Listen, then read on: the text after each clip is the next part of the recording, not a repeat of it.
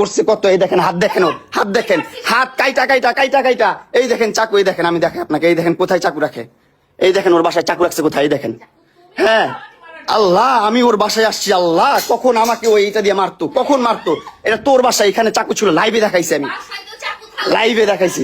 বাসায় থাকবে কিন্তু ওইখানে কেন থাকবে, ওইখানে কেন থাকবে?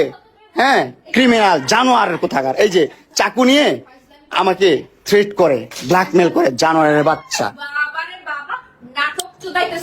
হ্যাঁ কি কি করতেছি আবার বল, এই যে দেখছেন আসল রূপ, এগুলা বের হবে আস্তে আস্তে, বের হবে, সব বের হবে, আসল রূপ বের হবে। এই যে ওর বাসা, এই যে ওর আম্মু এই রুমে আছে, বাচ্চারা এই রুমে আছে, এই যে এখানে বসে আমার সাথে এইরকম ব্যবহার করতেছে, এগুলা বলতেছে।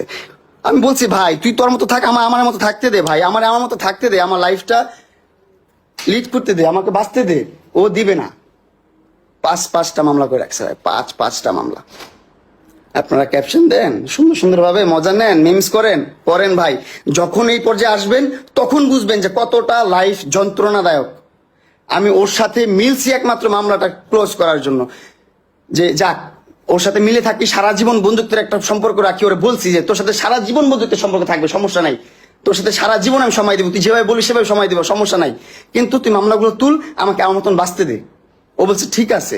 এখন আর বলে না তুই এখানে যেতে পারবি না, ওইখানে যেতে পারবি না, ফ্রেন্ড নিয়ে ঘুরতে পারবি না, ওইটা করতে পারবি না, সেটা করতে পারবি না। ওর অনেক সমস্যা আমাকে নিয়ে, অনেক সমস্যা। পুরো একটা ট্র্যাপে পড়ে গেছি ভাই, পুরো একটা ট্র্যাপে পড়ে গেছি ভাই। প্লিজ, আমি জানি না এই লাইফটা করার পর আমার কিভাবে দেখবে না পারা। ওর বাসায় মানুষজনের অভাব নেই, ওর বাসার নিচে মানুষজনের অভাব নেই, কি হবে আমি জানি না। ভালো থাকবেন সবাই, সুস্থ থাকবেন, আমার জন্য দোয়া করবেন। আল্লাহ হাফেজ, আল্লাহ আসসালামু আলাইকুম।